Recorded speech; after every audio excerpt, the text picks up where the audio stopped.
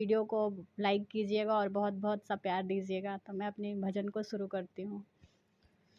जोड़ले कलशुपवा सूरुज फेंकली आकाश लाल, जाके गिरल रे सुपीला सविता के पास लाल, जाके गिरल रे सुपीला सविता के पास लाल। हाथ जोड़ी खाड़ भेली गोड़ जोड़ी खाड़ लाल, के पुतर बिनु जग अन्हार लाल, के पुतर बिनु जग अन्हार लाल। पाँच पुतर ले सूरज बाहर अइलन लाल, लेना परबै तीन सब अचरा पसार लाल, लेना परबै तीन सब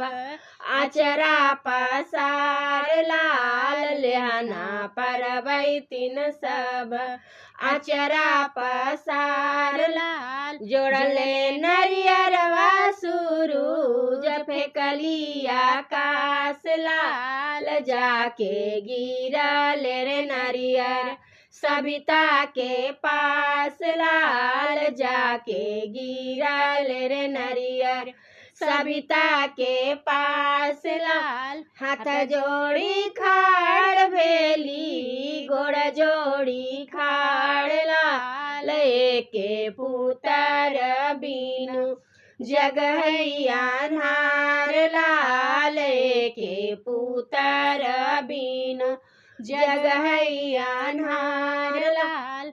पाँच पुतर ले सूरज बाहर अइलन लाल, पाँच पुतर ले आदित्य बाहर अइलन लाल, लेना परबै तीन सब अचरा पसार लाल, लेना परबै तीन सब अचरा पसार लाल। जोड़ले फलरिया सूरुज फेंकली आकाश लाल, जाके गिरल रे फल सविता के पास लाल, जाके गिरल रे फलवा सविता के पास लाल। हाथ जोड़ी खाड़ भेली गोड़ जोड़ी खाड़ लाल, हाथ जोड़ी खाड़ भेली गोड़ जोड़ी खाड़ लाल। एक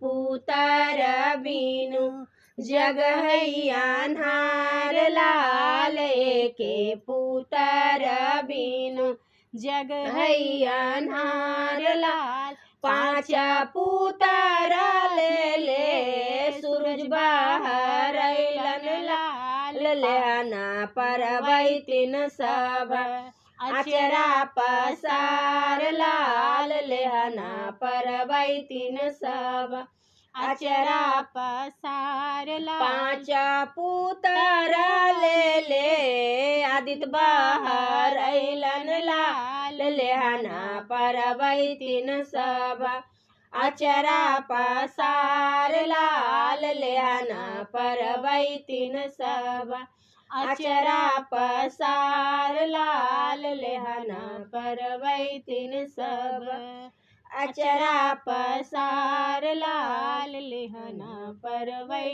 तीन सब। जय छठी मैया की जय।